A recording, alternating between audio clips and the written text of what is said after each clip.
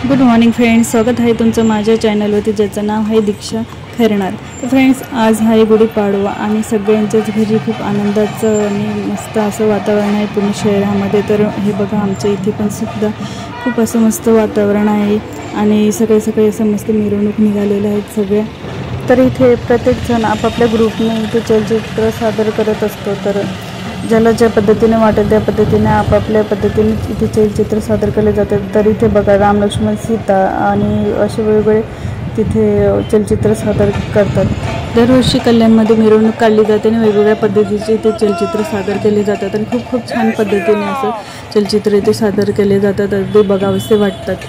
तर बघा किती छान पद्धतीने इथे सगळे दाखवत आहेत आणि प्रत्येक ठिकाणी म्हणजे जिथे गुढीपाडवा साजरा होतो त्या ठिकाणी वेगवेगळ्या पद्धतीने असे मिरवणूक काढल्या जातात। महाराष्ट्रामध्ये वेगवेगळ्या कानाकोपऱ्यामधून असे मिरवणूक काढल्या जातात आणि मस्त सगळे असे आनंदाने उत्साहाने इथे भाग घेत असतात। तर हिंदू नववर्षाची ही सुरुवात आहे गुढीपाडवा।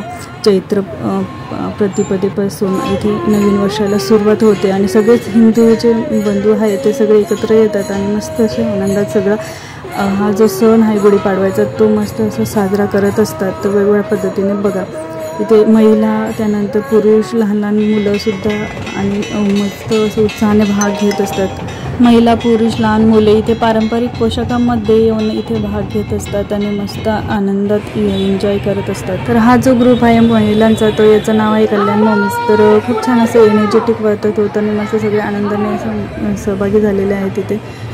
भारतात वेगवेगळ्या दिवशी नव्या वर्षाला प्रारंभ होत असतो, परंतु इथे महाराष्ट्रामध्ये चैत्र शुद्ध प्रतिपदेला नवीन वर्षाचा प्रारंभ होतो।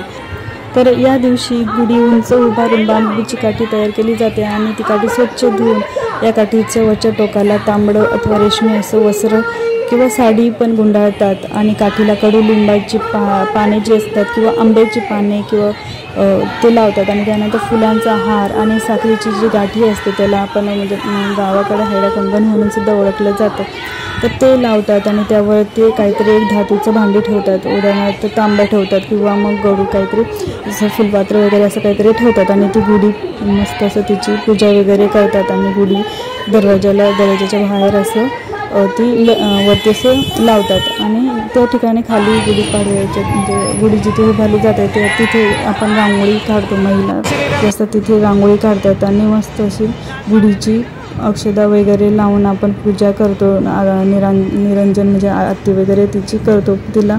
आणि महाराष्ट्रामध्ये पुरणपोळीचा गोड नैवेद्य केला जातो आणि गुढीला आपण तो नैवेद्य दाखवत असतो। तर अशा वेगवेगळ्या ठिकाणी आपण असे गुढीपाडवा साजरी करत असतो। तर गुढीपाडव्याविषयी अनेक आपण गैरसमज आहेत की गुढीपाडवा कशामुळे साजरा केला जातो वगैरे, त्याच्या अनेक अशा चुकीचे सुद्धा गैरसमज इथे सांगितलेले आहेत। तर कोणी काय म्हणतं, संभाजी महाराजांचा वध झाल्यानंतर पाडवा हा सण साजरा केला जातो। तर हिंदू लोक असं कसं करू शकतात की संभाजी महाराजांच्या ज्या दिवशी हत्या झाली त्या दिवशी इतकं आनंदाने उत्साह साजरा कसा करू शकतो, तर हे एकदम चुकीची पद्धत आहे। तर हे काही याला अर्थ नाही आहे। तर दुसरी गोष्ट अशी की जेव्हा श्रीराम आले वनवासातून परत आले अयोध्येत, तर त्या दिवसापासून आपण गुढीपाडव्याला सुरुवात केली जाते। तर हा सुद्धा चुकीचा आहे, कारण की त्या दिवशी आपण ज्या दिवशी ते श्रीराम आले अयोध्येत परत, तर त्या दिवसापासून आपण दिवाळी हा सण साजरा करतो। तर गुढीपाडवा हा सण का साजरा केला जातो, तर यामध्ये हा जो सण आहे तो हा फार पूर्वीपासून साजरा केला जातो, म्हणजे संभाजी महाराजांच्या पण आधीपासून हा गुढीपाडवा हा सण साजरा केला जातो। तर गुढीपाडवा उभारण्याचा मागचा इतिहास असा आहे की शालिवाहन शकापासून या सणाची गुढीपाडव्याची सुरुवात झालेली आहे आणि शालिवाहन शक सुरू करणारा राजा हा महाराष्ट्रीयन होता। शालिवाहन हा एक महाराष्ट्रीयन राजा होता। तर याच राजाने शालिवाहन शकाला सुरुवात केली आणि या शकाची सुरुवात म्हणजेच गुढीपाडवा होय। तर या दिवसापासूनच आपण गुढीपाडवा हा सण साजरा करतो।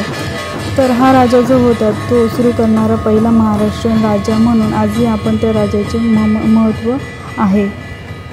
तर यामागे असं सांगितलं जातं की शालिवाहनाने एकदम मातीचे सैन्य तयार केले आणि त्यावर पाणी शिंपडून मातीच्या सैन्यामध्ये त्यांनी प्राण भरला, मग या सैन्याच्या मदतीने त्याने शत्रूचा पराभव केला, अशी एक आख्यायिका सांगितली जाते। आणि ज्या दिवशी याने शालिवाहन राजाने शत्रूचा पराभव केला, तर त्या दिवसापासून त्या विजयप्रीत्यर्थ शालिवाहन शके सुरू होऊन त्याची सुरुवात होऊन नवीन वर्षाची सुरुवात त्या दिवसापासून होते आणि तीच आपण गुढीपाडवा म्हणून साजरी करतो. 7 वाहनांमुळेच उत्तरेकडून सतत होणाऱ्या आक्रमणांपासून 450 वर्ष दक्षिण सुरक्षित राहिली. म्हणजेच आपली संस्कृती भेसळीपासून सुरक्षित राहिली. शक, कुशाण अशा आक्रमणांना नदी पलीकडेच ठेवण्यात यश मिळाले. तर इथे गौतमीपुत्र सातकर्णीने आपल्या पराक्रमाच्या जोरावर शंकांचे संकट हरण केले आणि नहपानासारखा बलाढ्य शकाचा नुसता पराभवच केला नाही, तर त्याला रणांगणात ठार मारून निर्वंश केलं. हा आपल्या इतिहासातील पहिला स्वातंत्र्य लढा आणि याच दिवशी आपण ज्या दिवशी हा विजय मिळाला तो आपण गुढीपाडवा म्हणून साजरा करतो. जेथे 7 वाहनांचे साम्राज्य होते, म्हणजे ज्या ज्या ठिकाणी 7 वाहनांचे साम्राज्य होते, तर त्या ठिकाणी आपण त्या प्रांतामध्ये गुढीपाडवा साजरा केला जातो. 7 वाहनांचे साम्राज्य म्हणजेच बव्हंशी या नावाने आहे. तर त्या ठिकाणी ज्या ज्या ठिकाणी त्यांचं राज्य होतं त्या ठिकाणी सर्व ठिकाणी गुढीपाडवा हा मोठ्या आनंदात साजरा केला जातो आणि त्याच दिवसापासून तेव्हापासून आपण आनंदाने आजपर्यंत गुढीपाडवा हा सण मोठ्या उत्साहाने साजरा करतो नवीन वर्ष म्हणून. तर हा मराठी माणसासाठी नवीन वर्षाचा दिवस आहे. नवीन वर्ष चैत्र शुद्ध पौर्णिमेला आपल्या मराठी माणसाचं नवीन वर्ष सुरू होतं आणि या दिवशी आपण मोठ्या आनंदाने हा जल्लोष साजरा करत असतो. तर अजून असंही म्हटलं जातं की नाशिक येथील सातपूर येथे पहिली गुढी उभारली गेली होती. सातवाहन नावावरूनच नाशिकच्या सातपूरला सातपूर हे नाव पडले आहे. वेगवेगळे असे आख्यायिका सांगितल्या जातात, तर त्याला काही तथ्य नाही. तर खरी गोष्ट अशी आहे. तर खूप पूर्वीपासून हा सण साजरा केला जातो.